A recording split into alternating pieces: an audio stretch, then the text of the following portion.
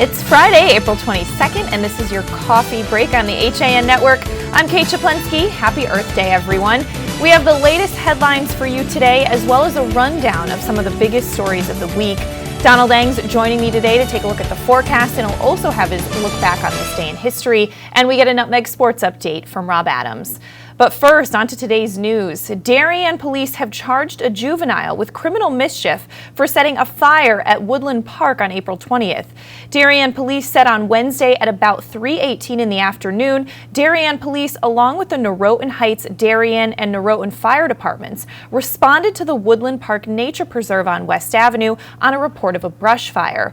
Responding emergency services encountered a large fire which encompassed 5 acres of the park. It took 60 firefighters 2 hours to extinguish the fire.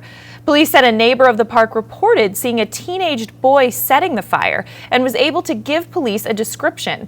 At least one witness was able to identify the youth who was seen running from Woodland Park during the same time frame that the fire was reported.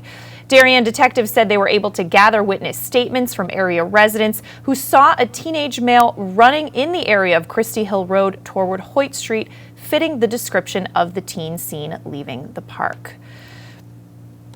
And in other news today, just one second, the man responsible for leading Trumbull police officers on an hour-long manhunt in February that led to burglary and weapons charges will be arrested in connection to a fatal accident that happened in Bridgeport on Monday, April 18th. That, according to Bridgeport Police Chief Armando Perez. A warrant is being prepared for 20-year-old Geraldo Maldonado, who police say was being pursued in a high-speed chase when his car crashed into an SUV driven by a 22-year-old Seymour resident, David Anderson.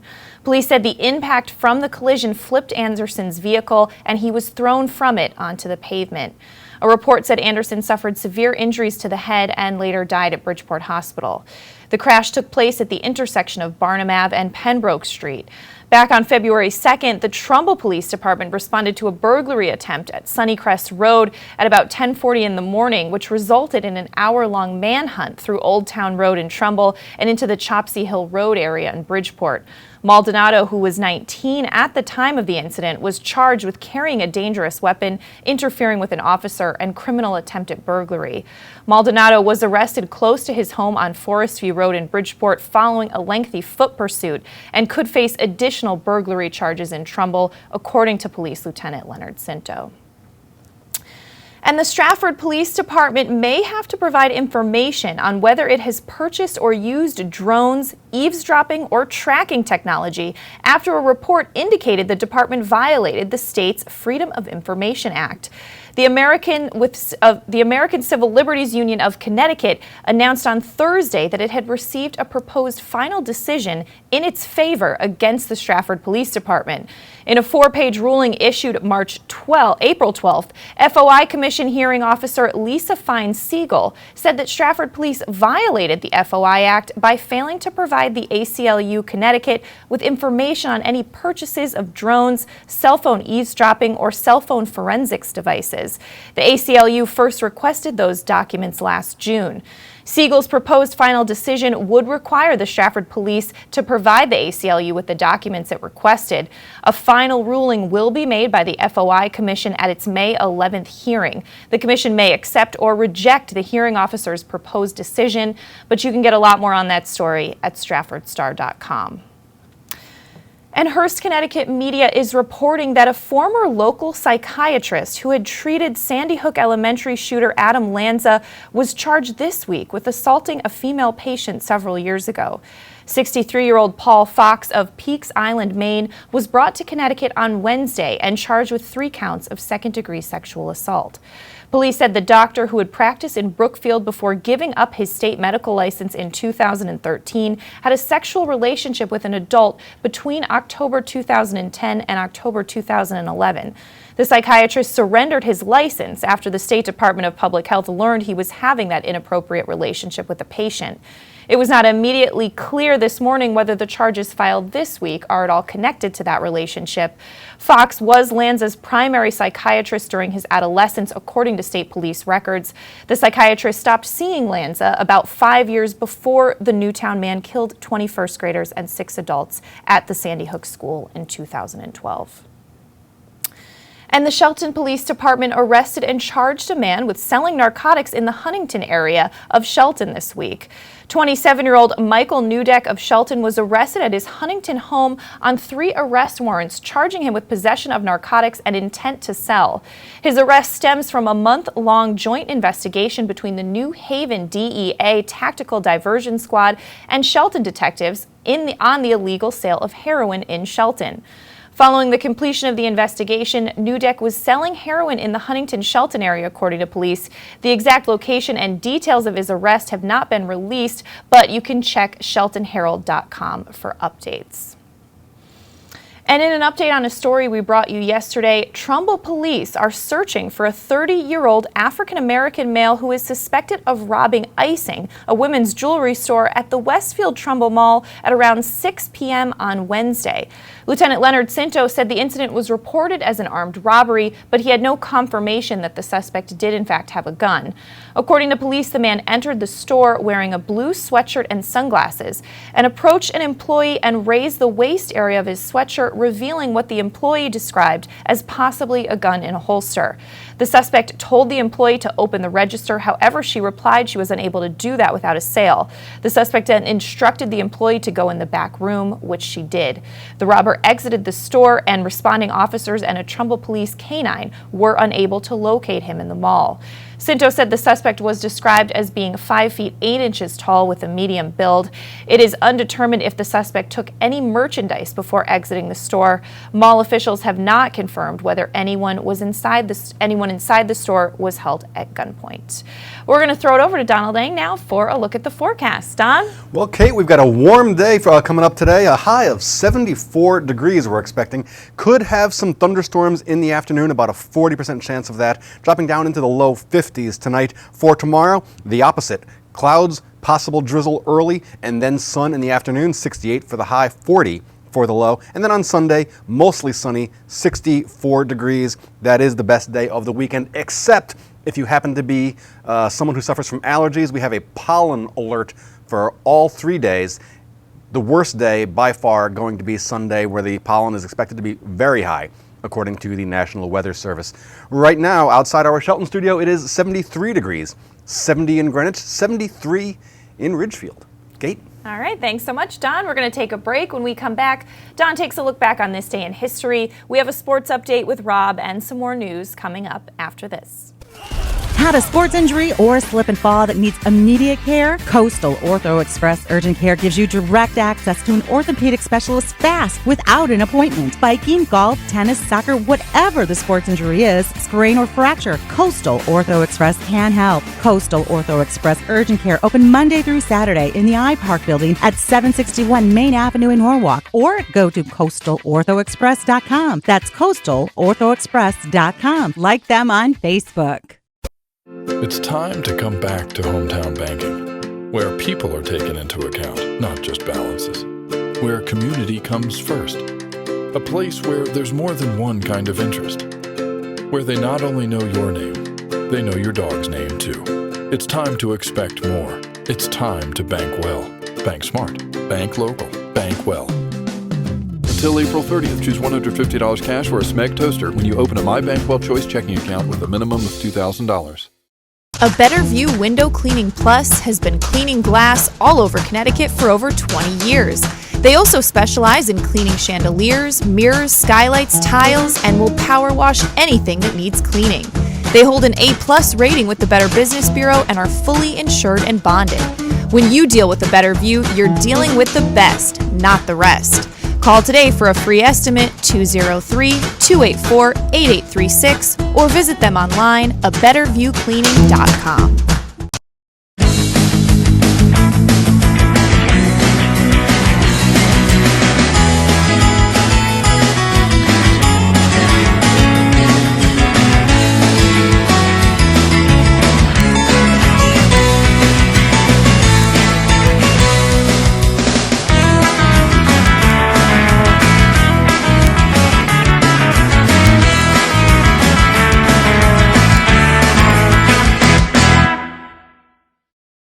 Hi, I'm Rob Adams with my good friend Donald Eng, and we're the home team for Nutmeg Sports, Monday through Wednesday at 2 o'clock right here on the HAN Network.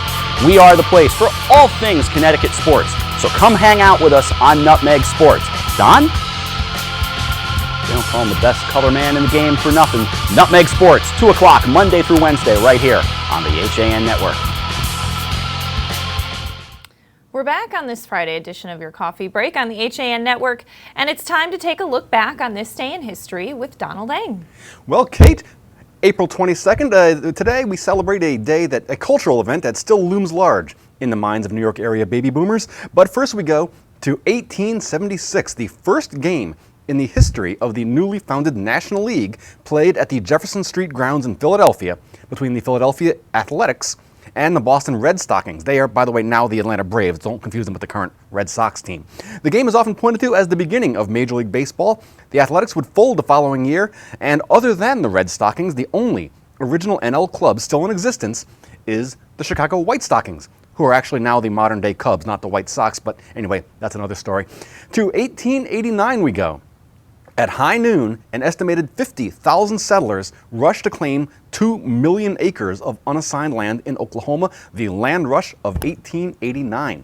Under the Homestead Act, settlers could claim up to 160 acres and, provided they lived on it and improved it, could then receive title to the land.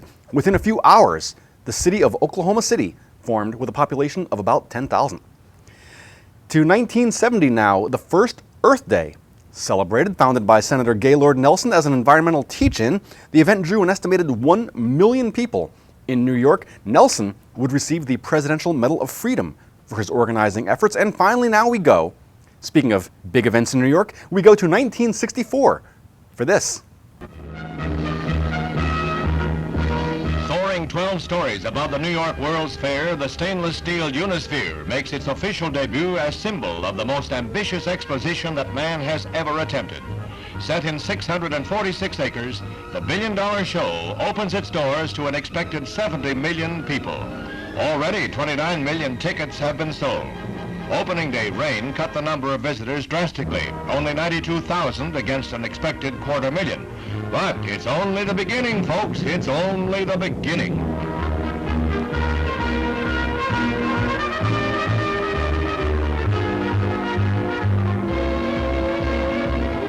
The fair has taken as its theme man's achievements in an expanding universe. Its purpose, an ambitious one, peace through understanding. That was, of course, the opening of the New York World's Fair.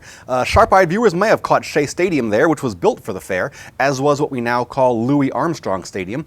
It was actually something of a disappointment, drawing 51 million people over the 2 seasons, far short of the expected 70 million. Part of the problem was that technology on display at the fair, like color television and a telephone with a built-in camera that allowed you to see the person you're talking to, essentially made world fairs obsolete because you no longer had to gather in large groups to learn about things like foreign cultures. As I mentioned before, though, the fair retains an enormous cultural impact among New York City area baby boomers. That is your look back in history, and I am Donald Eng. All right, thanks so much, Don. Well, it's time now for us to throw it to Rob Adams' Nutmeg Sports Update. Check it out. Good morning, Kate, and thank you. And the Greenwich Cardinals could not solve the New Canaan Rams, so the Rams keep their season going. They remain perfect. Frank Granito alongside of me, and Frank, I thought that the Cardinals played a spirited game, but I felt like the Rams were a little out of sorts. I thought it was the best game we've seen Greenwich play up to date this year. New Canaan didn't quite look what we've seen from them up to this point, but they took care of business when they needed to. They got the job done. We have the highlights. Let's take a look at them right now. Near side, here's Kyle Smith. Smith works his way around, throws it on net, and it's 3-1.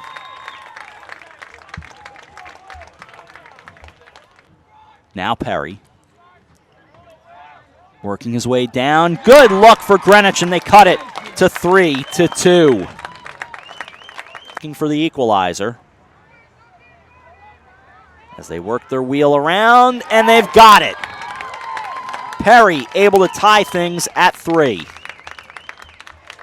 There are some fairly prominent names with ties right to here, but in the meantime, the Rams score again. That was a nice shot right there out of the stick of Ryan O'Connell. Swindell picks up another assist. O'Connell working around the side of the net. Are the Rams off the faceoff as they play it, looking for another one, and they've got it. That one bounced around and then went in. It's a 6-3 game. 3:49 to go third quarter, 6-4. Perry, the bouncer. It tickles the Ivories, and it is good. Finds some twine, and it's 6-5. Near side, Burt. Burt back out. It's close, down low, and on net, and they score. Available this year. Here is Swindell, and that's a dagger to make it 8-5. And he had no hesitation. As soon as he caught that one in his stick, he knew he was coming up shooting, had a lane, and fired it from about 15 out, and he beats Bennett down low. Bennett Cooper down low. 4 remaining.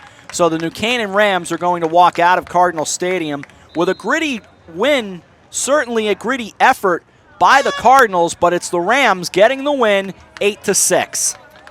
To the rest of the lacrosse scoreboard, Danbury over Central 14-1. Ridgefield got another win. They knock off Yorktown, New York 9-8. It was Ward over Bethel 14-4. Ludlow took care of Southington 10-4, and Staples over West Hill 9-3. In girls lacrosse, Staples beat West Hill 15-3. Ward by 1 over Stamford 8-7. Ridgefield doubled up Ludlow 14-7 as Caitlin McMullen had 6 goals and Maddie Burns made 20 saves. Greenwich knocked off St. Joseph 16-3, and Wilton over Danbury 14-8. Now to baseball. JJ Getz scattered 4 hits while striking out 5. Danbury beat Trumbull 2-1. Naugatuck took care of Ludlow 6-5, and Justin Jordan struck out 6 and walked none. Darien beat Norwalk 5-1. In softball, it was Ward over Maloney 6-1. Now to boys tennis. Danbury over Stamford 6-1. Greenwich took care of Trumbull. West Hill by 1, 4-3 over Staples. Ludlow shut down Central. Wilton over Ridgefield 5-2. McMahon 4, Trinity Catholic 3. New Canaan took care of Norwalk 5-2, and Darien over Ward 6-1. We move to girls tennis. Danbury over Stamford 4-3. Greenwich 6, Trumbull 1. Staples did the same to West Hill. Ludlow shut out Central. Ridgefield over Wilton 4-3. McMahon shuts down Trinity Catholic 7-0, while New Canaan does the same to Norwalk, and Darien the same to Ward. On to boys golf. Darien by 22 strokes over Ludlow. St. Joseph won a 3-team meet with West Hill and Trumbull, and Trinity Catholic over Central. In girls golf, winners were Greenwich over Ludlow, Ward over Wilton, and New Canaan took care of Darien. Finally, in boys volleyball, the Fairfield Co-op shut out Danbury, New Canaan over Greenwich, and Staples over St. Joseph as Kenny Brill had 33 assists for the Wreckers. A final note, Richard Hickson has been named the new head coach of New Canaan girls soccer. So a terrific job by the Rams to get things done, and again, Peter Swindell, that's a big key in this 8-6 win for the New Canaan Rams. Yeah, 5 goals, 2 assists, 7 points, a career high for him. Really carried the offense for the Rams when they seemed to be out of sorts at times. And the effort from Drew Morris in goal, another game, his 4th of the season where he had over 10 saves. And let's not forget on the Cardinals side, while they continue to struggle, and of course another loss after falling to Staples the other night in double overtime, still Will Perry had himself a good game. And Perry has been the heart and soul of this team all year. He leads them in scoring. He had 4 goals today. Really carried the offense when Sands and Scooter Harrington struggled against the defenders of James Cravado and David Strupp for New Canaan. We saw Cardinal netminder Bennett Cooper have his own struggles in net, but I thought he played well today. There were times where he kept Greenwich in the game tonight. We've seen him with a lack of confidence, I felt, throughout the season up to this point. I thought this was the best game he played. He had a bunch of big saves, and Swindell just got the better of him today. Frank, thanks for joining us here on Coffee Break. Thanks for having me, Rob. For Frank Granito, I'm Rob Adams. Kate, back to you. Thanks so much, Rob. Well, getting back to a little more news today, details have been released on Donald Trump's visit to Bridgeport on Saturday. According to his campaign website, the rally at the Klein Memorial Auditorium, which is located on Fairfield Avenue, begins at 12:30 in the afternoon. Doors to the 1,447-seat auditorium will open at 9:30. The campaign says that no posters, banners, or signs may be brought into the event. And the warm winter caused the same amount of Lyme disease infection as Ridgefield normally sees during the summer and fall, that according to the Ridgefield Health Department. Because of the warm weather, ticks were active and bit dozens of residents, including 29, who nipped the insects off and brought them to the health department offices for analysis. Of those 29 ticks, 6 came back from the lab, the Connecticut Agricultural Experiment Station in New Haven, positive for Lyme disease. 10 cases are still being studied at the lab, with results expected soon, according to Kenneth Sandberg, who's the health administrator. Sandberg said usually we get nothing during January, February, and March. Instead, the ratio of people infected compared with people bitten by ticks stands at nearly 30%, the same as during the summer and fall tick season. Well, we're going to step out for a break, and when we come back, we're going to run down some of the top stories of the week, and we throw it back over to Don for another look at the forecast coming up after this. For more than 50 years, Triple S has been Fairfield County's expert service for carpet, upholstery, and drapery cleaning. We provide the best in repairs and in-depth restoration, understanding fabrics and how to properly clean and restore them. Our staff will come to your home to clean your wall-to-wall carpet to perfection. We can also pick up your fine carpets and bring them to our facilities. With locations in Norwalk, Stamford, and Stratford, Triple S will get the job done fast, big or small. At Triple S, you can count on our people as well as our cleaning. Find us at triplesclean.com or 203-847-8000. Join the HAN Network and Make-A-Wish Connecticut to help make travel wishes come true for local kids with life-threatening medical conditions. Donate your unused airline miles to the HAN Network Wishes in Flight campaign. Over 70% of wishes granted involve travel, and your unused airline miles can help make kids' dreams become a reality. Plus, once you donate your miles to Make-A-Wish, they will never expire. Donate your unused miles and help the HAN Network share the power of a wish. Walter Stewart's Market in New Canaan is your time-saving local shopping destination for the best of spring. Find many of your favorite products, from great specials on everyday items to the freshest organic produce, artisanal cheeses, and grass-fed steaks. Chop off your knives to be sharpened. Grab a beautiful bouquet of spring flowers and stop in next door for a wine tasting. Plus, their personable staff is always ready to lend a helping hand. So stop in to Walter Stewart's Market, 229 Elm Street today, or shop online at stewartsmarket.com.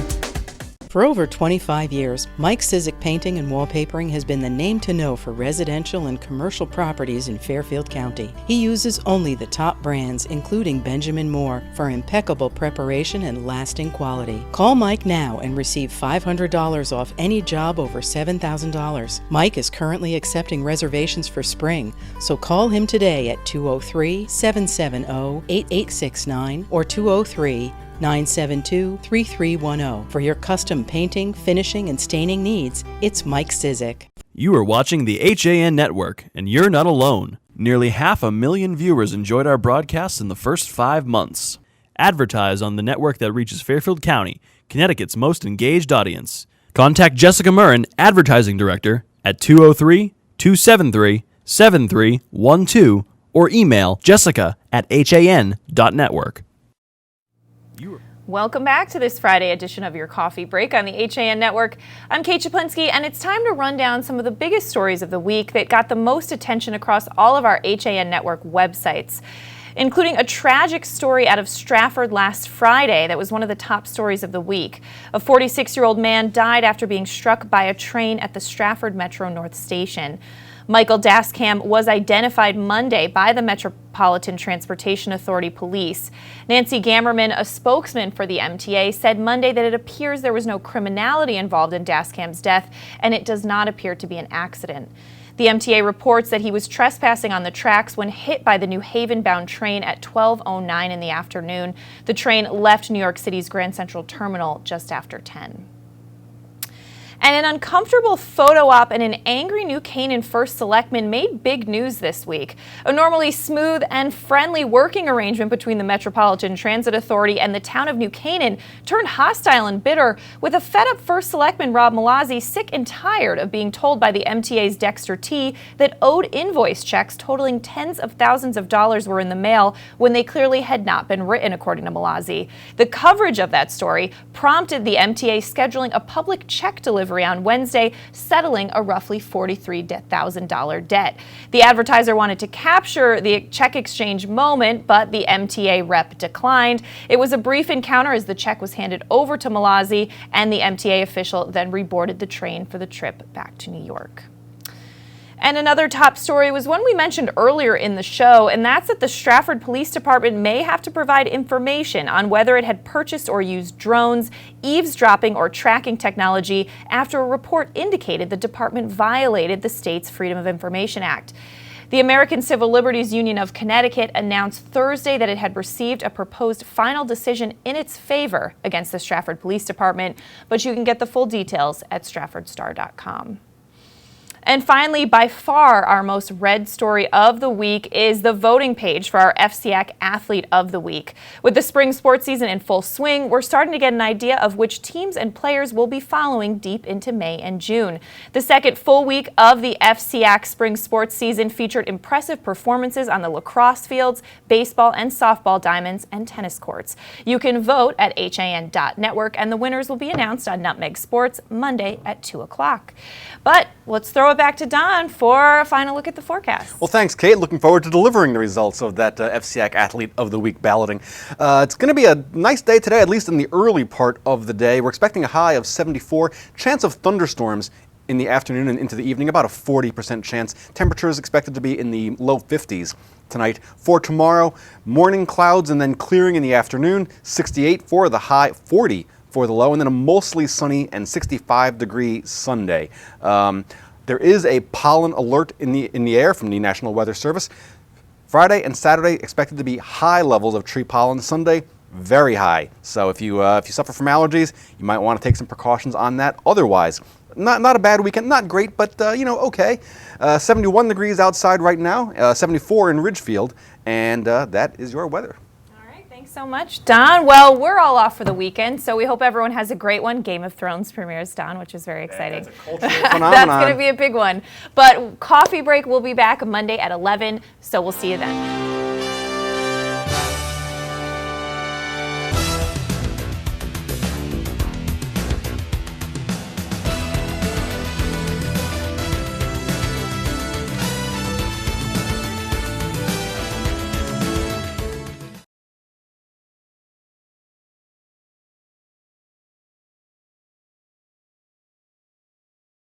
Go now. There. We have a very musical Friday afternoon for you, which I almost forgot to mention. The Endless Highway coming up at noon, and right after that, HAN Arts and Leisure. Both have live performances with local musicians, so please check those out starting at noon today. All right, have a great weekend.